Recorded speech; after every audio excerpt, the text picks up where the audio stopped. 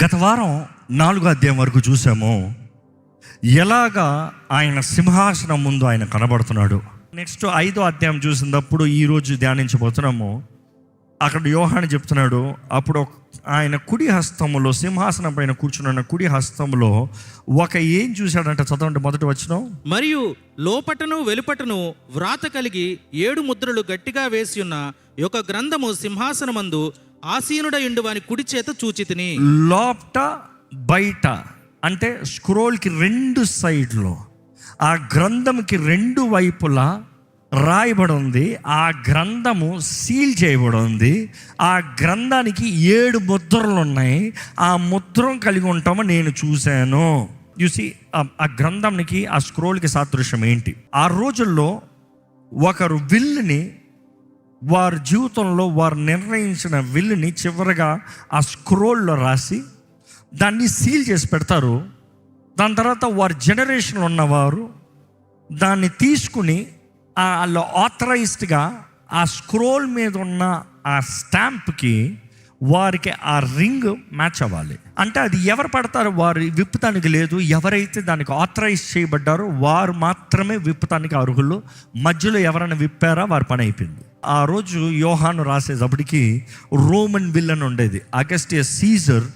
ఆయన 7 ముద్రలతో ఆయన విల్లుని సీల్ చేసి పెట్టాడంట. ఈరోజు మనకి ఈ మాట అర్థం అవ్వాలంటే, ఆ రోజు కరెక్ట్గా యోహాను రాసిన సమయానికి ఏం జరిగింది, వాళ్ళ కాలం తగినట్టుగా అర్థం చేసుకుంటే కొంచెం బెటర్ అండర్స్టాండింగ్ ఉంటుంది. అగస్టియస్ సీజర్, రోమన్ ఎంపరర్, ఆయన విల్లు రాసి దాన్ని ముద్రించి 7 ముద్రలతో ముద్రించి 7గురికి ఆ 7 రింగ్స్ని పాస్ ఆన్ చేశాడంట. అంటే నేను చచ్చిన తర్వాత, నా తర్వాత ఎవడన్నా ఇది తెరవాలంటే 7 ఉంగరాలు ఉంటేనే కానీ దీన్ని తెరుస్తానికి లేదు. ఈ 7 ఉంగరాలు ఉంటేనే కానీ ఈ విల్లు ఓపెన్ అవుతానికి లేదు. దీనికి ఈ ఆథరైజ్డ్ పీపుల్ ఉంటే మాత్రమే ఇది తెరవాలి. సో ఈ స్క్రోల్ చూసినప్పుడు, ఈ స్క్రోల్లో వీ కెన్ అండర్స్టాండ్ ఇది ఎవరు పడితే వారు చదువుతానికి లేదు. ఎందుకంటే ఆయన కుడి హస్తములో ఈ స్క్రోల్ ఉందంట. 2వ వచనం చదువుదామా. మరియు దాని ముద్రలు తీసి ఆ గ్రంథము విప్పుటకు యోగ్యుడైన వాడెవడని బలిష్ఠుడైన ఒక దేవదూత బిగ్గరగా ప్రచురింపగా చూచితిని. అక్కడ నుండి ఒక దేవదూత కేక వేస్తుందంట, ఈ ముద్రల్ని తీస్తానికి యోగ్యుడు ఎవరు? ఆ రోజుల్లో this is the term. Announcement చేయాలి, డిక్లరేషన్ అవ్వాలి, సైలెంట్గా తెరిచకూడదు, రుజువులు ఉండాలి, ఆధారాలు ఉండాలి, అందరూ రావాలి, సాక్షులు రావాలి. అందుకని అక్కడ చూసేటప్పటికి 4 జీవులు ఉన్నాయి, పెద్దలు ఉన్నారు, దూతలు ఉన్నాయి. ఇంకా దాని కింద చూస్తాము కోట్లాది దూతలు అక్కడ ఉంటాం, జీవులు ఉంటాం.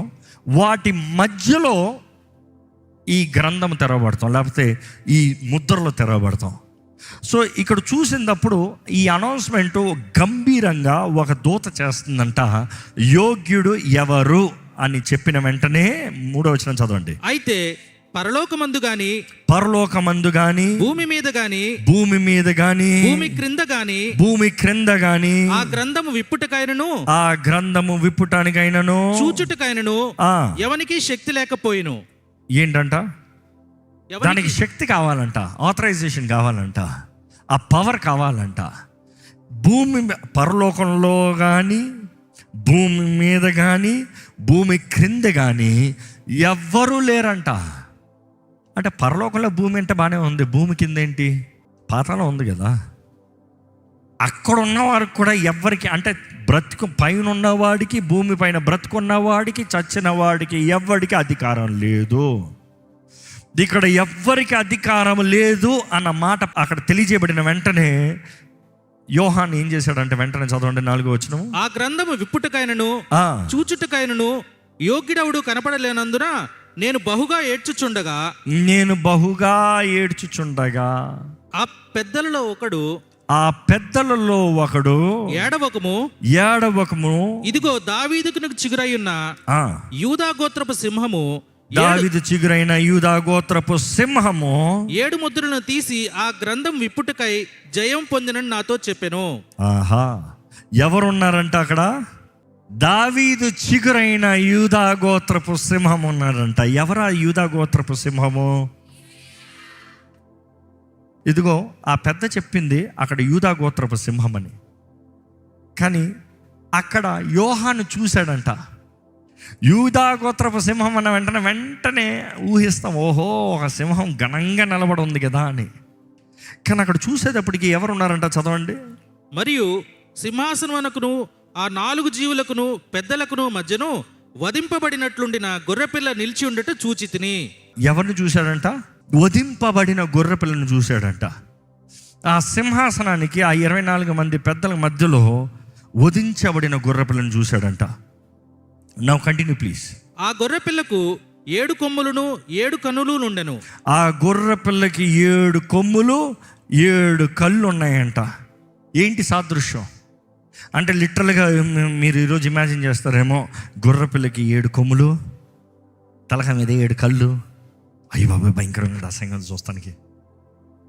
No, what is meant to says, Bible ఎప్పుడన్నా కొమ్ము అని కనబడిందంటే పవర్కి సాదృశ్యం, అథారిటీ సాదృశ్యం, power.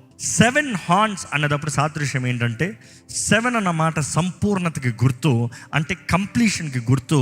He's talking about he's got complete authority. ఆ గొర్రెపిల్ల సంపూర్ణ అధికారం కలిగి ఉన్నాడు. ఆ 7 కళ్ళకి సాదృశ్యం ఏంటంటే, అక్కడ చదివింది, రాయబడి ఉంది, ఆ గొర్రెపిల్లకు 7 కొమ్ములను 7 కన్నులు ఉండెను. ఆ కళ్ళు భూమి అంతటికి పంపబడిన దేవుని 7 ఆత్మలు. దేవుని 7 ఆత్మలకి సాదృశ్యంగా ఉంది. అంటే ఆ కళ్ళు ఏంటంట, దేవుని 7 ఆత్మలకి సాదృశ్యంగా ఉంది. 7 ఆత్మలు అంటే ఏంటి? పరిశుద్ధాత్మకి సాదృశ్యంగా ఉంది. పరిశుద్ధాత్మ సాదృశ్యం ఉన్నప్పుడు the 7 spirits of God, last week మనం చూసాం. The 7 spirit of God, the 7-fold manifestation of God, భూమి అంతటికి పంపబడిన 7 ఆత్మలకి సాదృశ్యం. ఇక్కడ చూసినప్పుడు ఈయనకి is got all power, is all knowing, full of knowledge, అంతా ఎరిగొన్నాడు. అంటే ఆ గొర్రెపిల్ల అక్కడ ఉన్నాడు, ఆ వధించబడిన గొర్రెపిల్ల. Now imagine the scene. గొప్ప మహిమలో ఆ సింహాసనము, పెద్దలు, జీవులు అన్నిటి మధ్యలో ఇక్కడ వధించబడిన గొర్రెపిల్ల ఉన్నాడు. సర్వాధికారముతో ఉన్నాడు, అన్నీ ఎరిగిన వాడు ఉన్నాడు. ఆయన ఏం చేస్తున్నాడంట, ఆయన వచ్చి, చదవండి, ఆయన వచ్చి సింహాసనమందు ఆసీనుడయుండు వాని కుడి చేతిలో నుండి ఆ గ్రంథమును తీసుకొనెను. సింహాసనం పైన ఆసీనుడు అయిన వాని చేతిలో నుండి ఆ గ్రంథము తీసుకున్నాడు. నౌ హియర్స్ ద థింగ్, అక్కడ యేసు ప్రభు full of wisdom, full of power, full of authority, ఆయన వచ్చి ఆ గ్రంథాన్ని తీసుకున్నాడు. పరలోకం అంతటిలో ఆయనకి సాటి ఎవ్వరు లేరు అన్న మాట మన బైబిల్లో చూస్తున్నాం. ఆయనకి పోలుస్తానికి ఎవరు లేరని తెలియజేయబడుతుంది. ఒకసారి ఇక్కడ ఆగి ఫస్ట్ యేసు ప్రభు ఎవరో కొంచెం గ్రహిద్దామండి. Because revolution is mainly about revolution of Jesus Christ. Kristu ఎవరు అని తెలుసుకుంటానికి. ఈరోజు యేసు ప్రభు ఎవరు నీ జీవితంలో? సర్వాధికారం కలిగిన దేవుడు, సర్వం ఎరిగిన దేవుడు. నీ జీవితంలో ఎవరై ఉన్నారు? So you tell me, who is Jesus to you? What is Jesus God to do in your life? నీ జీవితంలో యేసు ప్రభు ఏంటి, ఏమై ఉన్నాడు? ఎంతమంది ధైర్యంగా చెప్పగలుగుతారు, ఆయన నా రాజు, ఆయన నా దేవుడు, ఆయన నా యజమాని, ఆయన సొత్తుని నేను, ఆయన కొరకు బ్రతుకుతున్నాను నేను చెప్పగలిగిన వారు ఉన్నారా? 100% చెప్పగలిగిన వారు ఉన్నారా? సో ఇక్కడ చూసినప్పుడు ఆయన గంభీరత, అదే సమయంలో దీనత, అదే సమయంలో జ్ఞానము, అదే సమయంలో అధికారము, అదే సమయంలో చూస్తే ఆయన వెళ్ళి he is authorised enough to open the scroll. ఆయన దగ్గర తాళం చేతులు ఉన్నాయి. ఆయన చేసిన కార్యాన్ని బట్టి ఆయన దగ్గర తాళం చేతులు ఉన్నాయి. చెప్పలేదా? ఆయన చేతుల్లో he's got the keys. Bible again repeats many places many times. నేను తెరిచిన తలుపు ఎవరు? నేను మూసిన తలుపు ఎవరు తెరలేదు? See the keys, Jesus is got complete of including death and Hades. మరణపు తాళం చేతులు నా దగ్గర ఉన్నాయి, పాతాళపు తాళం చేతులు నా దగ్గర ఉన్నాయి. చూసి ఈరోజు జీసస్ ఈజ్ ఆథరైజ్డ్. నీ జీవితంలో ఆయన నీ యజమాని ఉంటే ఈ రాబోయే ఉగ్రత నుండి నువ్వు తప్పించబడతావండి. ఈ రాబోయే ఉగ్రత అంటే ఏంటి? అక్కడే మనం చూస్తున్నాము. ఇంకా before we jump into it, ఇక్కడ కొన్ని డీటెయిల్స్ చదువుతా బాగుంటుంది. ఎప్పుడైతే ఆ గొర్రె పిల్ల వెళ్ళి 7వ వచనం, ఆయన దాన్ని తీసుకున్నప్పుడు ఆ 4 జీవులను, వీణలను, ధూపద్రవ్యములతో నిండిన సువర్ణ పాత్రలను పట్టుకొని ఉన్న ఆ 24 పెద్దలను ఆ గొర్రెపిల్ల ఎదుట సాగిలపడిరి. ఈ పాత్రలు పరిశుద్ధుల ప్రార్థనలు. మనం చూస్తున్నాము.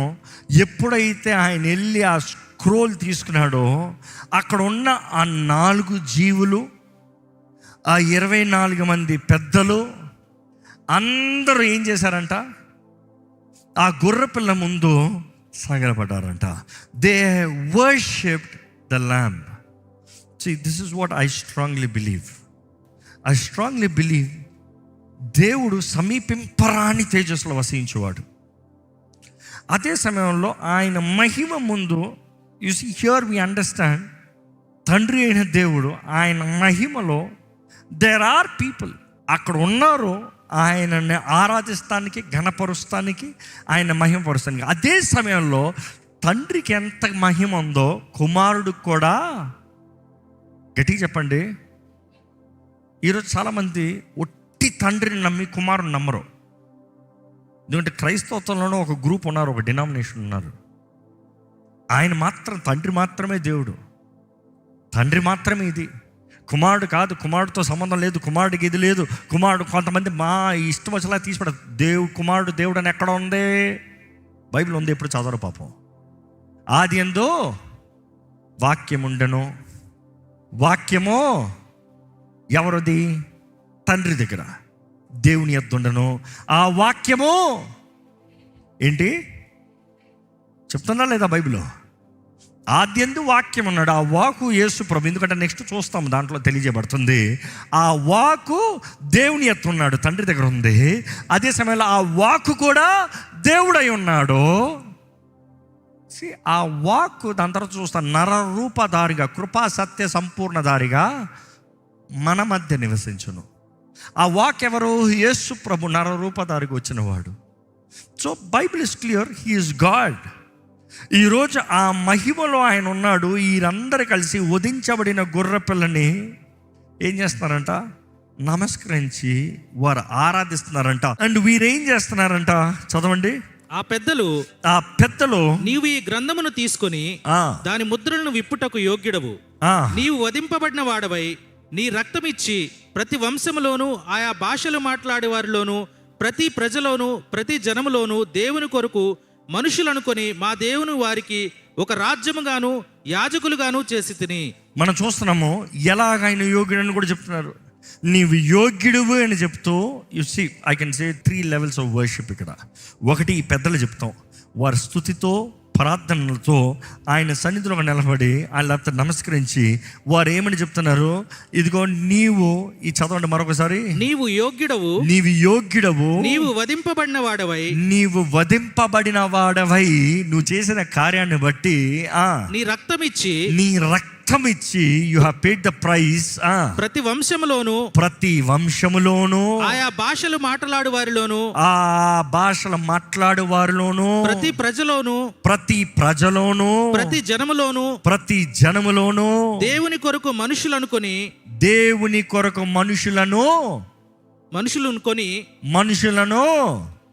మీరు చెప్పాలి, మనుషులను క్రీస్తు రక్తం ద్వారంగా మనం కొనబడుతున్నాం. ఆమేన్. అందుకని తెలియజేయబడుతుంది, మన రాజులైన యాజక సమూహంగా ఏర్పరచబడిన వంశంగా ఆయన గుణాతిశయాలను కనబరచువారుగా ఏంటంటే ఆశ్చర్యకరమైన వెలుగులోకి పిలవడం అంట. You are called into light as the royal priesthood. ఆ మాట అదే మరలా ఇక్కడ ఈ పెద్దలు మన గురించి చెప్తాం. దేవుడు చేసిన కార్యాన్ని బట్టి ఇదిగో మనం ఎవరో తెలియజేయబడుతుంది. క్రీస్తు రక్తం ద్వారా కొనబడిన వారు రాజులైన యాజక సమూహం. క్రీస్తు రక్తంలో కొనబడిన నీవు రాజులైన యాజక సమూహం. నీవు దేవుని కొరకు కొనబడ్డావు. You have been made kings and priest to our God and we shall reign on the earth. ఏం చేస్తామంట? భూమిని ఏళ్తామంట. తెలుగులో మాట చదవండి. మా దేవునికి వారిని ఒక రాజ్యముగాను యాజకులుగాను చేసి తిని కనుక వారు భూలోకమందు ఏలుదురని క్రొత్త పాట పాడుదురు. క్రొత్త పాట పాడుతాను. సో హియర్స్ ద థింగ్, వారందరూ కొత్త పాట పాడుతున్నారంట. ఇది ఒక పాటగా యేసుని ఆరాధిస్తున్నారంట. ఇది ఒక పాటగా యేసు ప్రభుని ఆరాధిస్తూ ఉన్నారు. ఇది ఫస్ట్ లెవెల్ ఆఫ్ వర్షిప్లో ఎల్డర్స్ని చూస్తే, నెక్స్ట్ లెవెల్ ఆఫ్ వర్షిప్లో మనం చూస్తాం దూతలను చూస్తాము. ఇక్కడ 11 వచనం నుండి చదవండి. మరియు నేను చూడగా సింహాసనమును జీవులను పెద్దలను ఆవరించి ఉన్న అనేక దూతల స్వరం వినబడెను. వారు లెక్క కోట్ల కొలదిగా ఉండెను. వారు వధింపబడిన గొర్రెపిల్ల శక్తియు ఐశ్వర్యమును జ్ఞానమును బలమును ఘనతయు మహిమయు స్తోత్రమును పొందరర్హుడని గొప్ప స్వరముతో చెప్పుచుండిరి. వీ కెన్ ఇమాజిన్ ఆ సింహాసనం సీన్ అక్కడ కనబడుతుంది. ఆ సింహాసనం మీద కూర్చుని ఉన్నవాడు ఎంతో ఘనంగా ఉన్నాడు. గత వారం చూసాం, నోబడీ కెన్ సీ హిమ్, ఎవరు చూడలేకపోతున్నారు. The radius salt stone, jasper stone, అదే టైంలో ఎమరల్డ్ స్టోన్ కలర్స్ అక్కడ కనబడతాం. ఆ గ్లోరియస్ కలర్స్లో ఆయన కూర్చుని ఉన్నాడు. అక్కడ నుండి కూర్చుని ఉన్నవాడు ఆయన ముందు మళ్ళీ మనం చూసాం ప్రత్యక్ష గుడారం లేఅవుట్ జ్ఞాపకం ఉందా? Lion, aux, eagle, man. So ఆ 4 ఆ జీవులు ఆయన చుట్టూ ఉంటాం. అదే సమయంలో ఆయనకు ముందుగా 24 పెద్దలు, అంటే 12 మంది అని చెప్పచ్చు. There is a crystal sea, ఒక సముద్రం క్రిస్టల్ లాగా ఉందంట. అంటే నిమ్మలంగా, కామ్నెస్, క్వైట్నెస్. అండ్ ఇప్పుడు చూస్తున్నాము ఈ సీట్లో చూస్తున్నాము ఈరోజు, అక్కడ వధించబడిన గొర్రెపిల్ల వచ్చి ముందు నిలబడతాం సింహాసనం ముందు. అందరు చూస్తున్నారంట. నెక్స్ట్ ఫస్ట్ ఈ పెద్దలు స్తుతిస్తున్నారు, ఇప్పుడేమో దూతలు, జీవులు, కోట్లాది మంది స్తుతిస్తున్నారంట. అక్కడ చూసినప్పటికీ గొప్ప స్వరముతో చెప్తున్నారంట. ఏమని? వధించబడిన గొర్రెపిల్ల దేనికి అర్హుడంట? శక్తియు ఐశ్వర్యము జ్ఞానము బలము ఘనత మహిమ స్తోత్రములకి అర్హుడు. He is worthy. అందుకని అంటాం యేసయ్యను స్తుతించు స్తుతించు స్తుతించు. The next level of worship అక్కడ చూసినప్పుడు coming back, then you see every creature that was in the heaven and on the earth and under the earth such as in the sea and all that are in them I heard saying. ఏమని? అంతటా పరలోకమందును భూలోకమందును భూమి క్రిందను సముద్రములోనున్న ప్రతి సృష్టము అనగా వాటిలోనున్న స్వరమును సింహాసనాసీనుడై ఉన్నవానికి గొర్రెపిల్లకును స్తోత్రమును ఘనతయు మహిమయు ప్రభావము యుగయుగములు కలుగునుగాకని చెప్పుట వింటిని. As the word says, let everything that has breath praise the Lord. ఒకసారి బిగ్గరగా హల్లెలూయా చెప్తారా? ఇక్కడ చూసినప్పుడు ఏం జరుగుతుందో చూద్దామా. కమింగ్ బ్యాక్ హియర్ అక్కడ స్తోత్రములు చెప్తాం. స్తోత్రములు చెప్పిన తర్వాత ఏం జరుగుతాం? ఆ 4 జీవులు ఆమెన్ అని చెప్పగా ఆ పెద్దలు సాగిలపడి నమస్కారం చేసిరి. ఆ పెద్దలు సాగిలపడి నమస్కారం చేస్తాం. చూస్తున్నాం వర్షిప్ పుష్కణం ఆరాధిస్తాం. బైబిల్ మొత్తంలో తండ్రి ఆరాధించబడుతున్నాడు, కుమారుడు ఆరాధించబడుతున్నాడు. ఈరోజు ఆరాధన అనేది ఒక వ్యక్తి జీవితంలో దేవుని ఎడల నీవు చేయవలసింది, సమర్పించాల్సింది ఆరాధన అన్నప్పుడు again to say it is to humble yourself, deny yourself, to say God you are worthy, నా జీవితంలో నీకు మహిమ రావాలి, నీకు ఘనత రావాలి, నీవు యోగ్యుడివి. నేను ఈరోజు ఏమైనా ఉన్నా అంటే అది నిన్ను బట్టి, నిన్ను మహిమపరుస్తానికి. దయచేసి తలలోంచి ప్రార్థన చేద్దామంటే, తలలోంచి ఒక మాట దేవునితో మీరు మాట్లాడండి. పరిశుద్ధాత్ముడు మీతో మాట్లాడుతూ వచ్చాడు కదా, అడుగు ఏం మాట్లాడుతున్నావు పరిశుద్ధాత్ముడు, ఏం చెప్తున్నావు, ఏం చేయాలి చెప్పు. నువ్వు అడుగు, దేవుడు తెలియజేస్తాడు. ఈరోజు తన ప్రజల్ని, తనతో ముద్రించబడిన వారిని దేవుడు భద్రపరుస్తానికి దేవుడు ఆశ కలిగి ఉన్నాడు. ఈరోజు ఆయన కొరకు సిద్ధంగా బ్రతుకుతానికి ఇష్టమా? ఆయన కొరకు ఇష్టంగా బ్రతుకుతానికి ఇష్టమా? జీవగ్రంథంలో నీ పేరుందా? ఇదిగో ఈ జరగనై ఉన్న కార్యములు ఎవ్వరూ దీనిని ఆపలేరు. ఎవరు దీన్ని మార్చలేరు. కానీ దేవుడు వీటి నుండి మనము తప్పించబడాలని, సంఘము జాగ్రత్త కలిగి మెలకుగా ఉండాలనేది తెలియజేయబడుతుందండి. నీవు మెలకుగా ఉండి దీంట్లో పడిపోకుండా, దీంట్లో జారిపోకుండా, దీంట్లో చేరిపోకుండా ప్రత్యేకించబడిన వ్యక్తిగా, క్రీస్తు కొరకు నిర్ణయించబడిన వ్యక్తిగా, క్రీస్తు సాక్షిగా నువ్వు బ్రతకాలని దేవుడు ఆశపడుతున్నాడు. ఈరోజు క్రీస్తు కొరకు శ్రమ పొందుతున్నావేమో, అవమానపరచబడుతున్నావేమో, వేధించబడుతున్నావేమో, దుఃఖపరచబడుతున్నావేమో. It is fine. అంత కొంతకాలమే. ప్రభు త్వరగా వస్తున్నాడండి. ఆయన రాకడ త్వరగా ఉంది. ఆయన ఎప్పుడు వస్తాడో మనకు తెలియదు, కానీ మన జీవితంలో మాత్రం మనం నమ్మకంగా ఉందాం. ఆయన రాకముందు నువ్వు మరణించావా, తిరిగి లేస్తావు, ఏం భయం లేదు. నువ్వు మరణించావా, విశ్రాంతిలో ఉంటావు, ప్రభు విశ్రాంతిలో ఉంటావు. ఈ లోకంలో వేదన బాధలు అనుభవిస్తున్నావేమో, వేదన బాధ లేని ఆ స్థలంలో విశ్రాంతిలో ఉంటావండి. ఓ విశ్వాసి, ఎలా ఉంది నీ జీవితం? ఇదిగో దేవుని బిడ్డగా మారాలని ఆశపడితే ఇక్కడ వచ్చావేమో. ఎంత నమ్ముతున్నావు యేసుని? ఇక్కడ ఉన్న 2 రకాల మనుషులు చెప్తున్నాను. ప్రభువునందు నిలిచి ఉన్నావా, జాగ్రత్తగా ఉండు, పడిపోకుండా చూసుకో. ఇంకా నిలబడలేదా, ఎంతకాలం ఆలస్యం చేస్తావు? సిద్ధపడు, సమర్పించుకో. అవకాశము, తరుణాలు ఉన్నదప్పుడే సద్వినియోగపరుచుకో. ఇదిగో ఇక్కడ ఉన్నవారు దయచేసి ఒక నిర్ణయం చేయండి.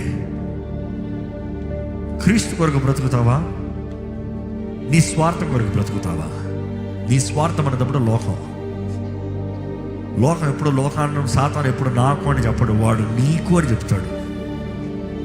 సాతాను స్ట్రాటజీ ఎప్పుడు నీ సుఖం అని మాట్లాడతాడు, నీ ఇష్టం అని మాట్లాడతాడు, నీ స్వార్థం అని మాట్లాడతాడు, నీ లాభం అని మాట్లాడతాడు. కానీ పరిశుద్ధాత్మ ద్వారా నడిపించబడిన వాడు, నా కాదు, నా మటుకైతే బ్రతుకుట క్రీస్తే, చావు అయితే లాభమే. క్రీస్తు కొరకు, క్రీస్తు మహిమాత్మే. ఏం చేసినాను? క్రీస్తు మహిమాత్మే. నేను తినను, త్రాగినను, ఏది ధరించినాను, క్రీస్తు మహిమాత్మే. Whatever you do it's for the glory. ఏంటి మీ జీవిత విధానం ఎలా ఉంది ఇప్పటి వరకు? స్వార్థం కొరకు అన్నీ ఉన్నాయంటే అపవాది మార్గంలో ఉన్నారు. క్రీస్తు కొరకు త్యాగపూర్వకంగా ఉన్నారంటే ఆయన మహిమలో ఘనంగా ఉంటారండి. మీరు అడగచ్చు, why should I do it for Jesus? Because he has done it for you first. నీ కొరకు ఆయన చేశాడు. కోట్లాది దూతల మధ్య స్తుతి ఆరాధన చేయబడుతున్న దేవుడు నీ కొరకు దీనుడిగా తగ్గించుకుని వచ్చి, అన్ని విషయంలో శోధించబడి, నీ పాప భారాన్ని మోసి, నీ శిక్షని భరించి, నీ అవమానాన్ని భరించి, నీ స్థానంలో మరణించి, ఇదిగో నీకు తన రక్తముతో వెలపెట్టుకొని నిన్ను ఆయన సొత్తుగా చేసుకున్నాడు. He is done it all for you. ఈరోజు నీవు ఆయన కొరకు బ్రతకాలి.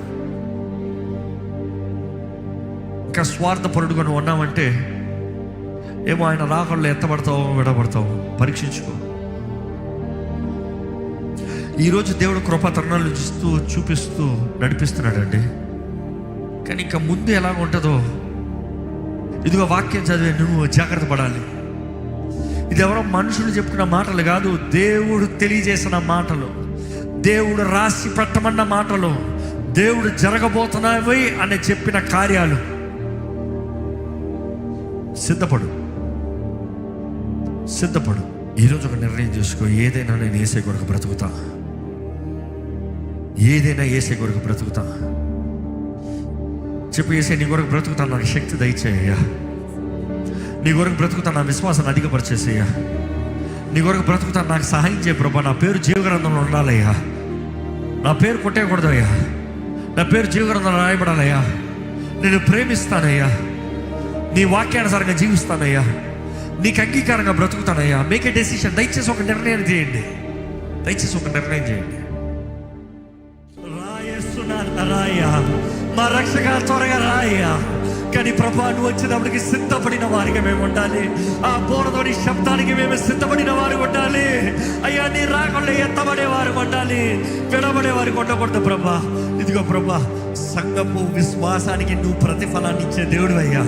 ఈ లోకంలో we deny the world, ఈ లోకాన్ని తుడీకరించి, ఈ లోకపు సుఖాన్ని తుడీకరించి, ఈ లోకపు కార్యాన్ని తుడీకరించి, ఈ లోకపు ఆర్పాటాన్ని తుడీకరించి, లోకంలో గనులుగా ఉండటానికి కన్నా క్రీస్తు కొరకు గనులుగా ఉండటానికి నిర్ణయించిన వారిని గణపరిచే దేవుడు అయ్యా. నువ్వు వచ్చి కొనిపోయే దేవుడు అయ్యా. నువ్వు ఉగ్రత నుండి తప్పించే దేవుడు అయ్యా. ఆ ఉగ్రత మాకు కాదు కదా ప్రభా, గొర్రెపిల్ల రక్తంలో ముద్రించబడిన వారికి కాదు కదా ప్రభా, జీవగ్రంథంలో రాయబడిన వారికి కాదు కదా ప్రభా. ఆ మరణం నుండి, ఆ ఉగ్రత నుండి నువ్వు తప్పిస్తానని చెప్పావు కదా అయ్యా. I will save you from the hour of trial, from the hour of trial. ఆ వేదన నుండి, ఆ ఉగ్రత నుండి తప్పించే దేవుడు నీవేనయ్యా.